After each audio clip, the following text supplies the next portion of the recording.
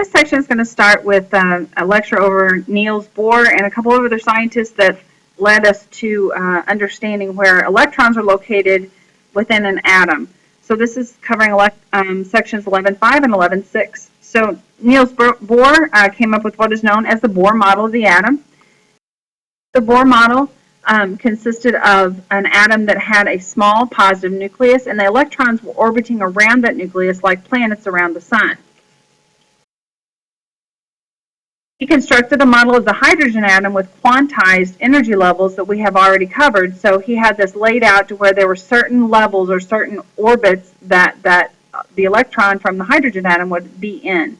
This suggested that the electron could jump to a different orbit by either absorbing or emitting a photon of light. So there was a problem. It only fit the hydrogen atom, his model did, but it yet was a model for us to kind of launch off of to learn more about the way electrons behaved. This paved the way for the future.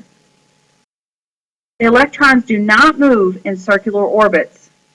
We actually see them in what's called probability clouds instead. So let's take a look at that. So this is the Bohr model of the hydrogen atom, where we have these concentric circles like the planets orbiting around the central sun. He said that this energy that was released or absorbed happened in specific regions of the atom. And we look at that now, and we understand after looking at work done by Victor de Broglie and Erwin Schrödinger, they came up with a model called the wave mechanical model of the atom. De Broglie and Schrödinger suggested that light has waves and particle characteristics, not just one or the other. Schrödinger did mathematical analysis based on this idea, and he applied it to hydrogen atoms as well as other atoms. So this wave mechanical model holds true for other atoms other than just hydrogen.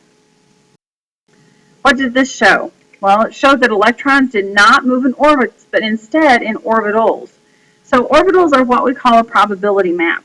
And the example that I used is buckshot. When you shoot a target, let's say this is where you intended for it to hit, that buckshot's going to scatter and not in any particular pattern, and we could end up with something even, let's mark this, even way out here or here or here. Those buckshot could be anywhere.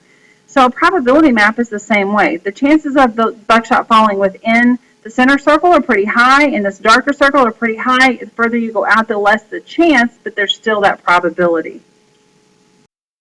This is what an orbital would look like for a hydrogen electron in its lowest possible energy state. And we'll talk more about this in the lecture for tomorrow. But the nucleus is just a tiny dot right here in the center. The darker areas are where the probability is higher for that electron to be, and it gets less and less as it goes out. And it's not to say that it's not possible to find the electron out here someplace. Chances are it's within this shell, though, because of the energy level that it can exhibit. So you also need to start thinking in 3D, not in 2D. So this is actually a sphere. So think of it as a sphere with a tiny dot right in the very, very middle of the sphere. All that is the probability area for a hydrogen electron to be located. We'll pick up right here with the next lecture over the hydrogen orbitals, and that will conclude this for 11.5 and 11.6.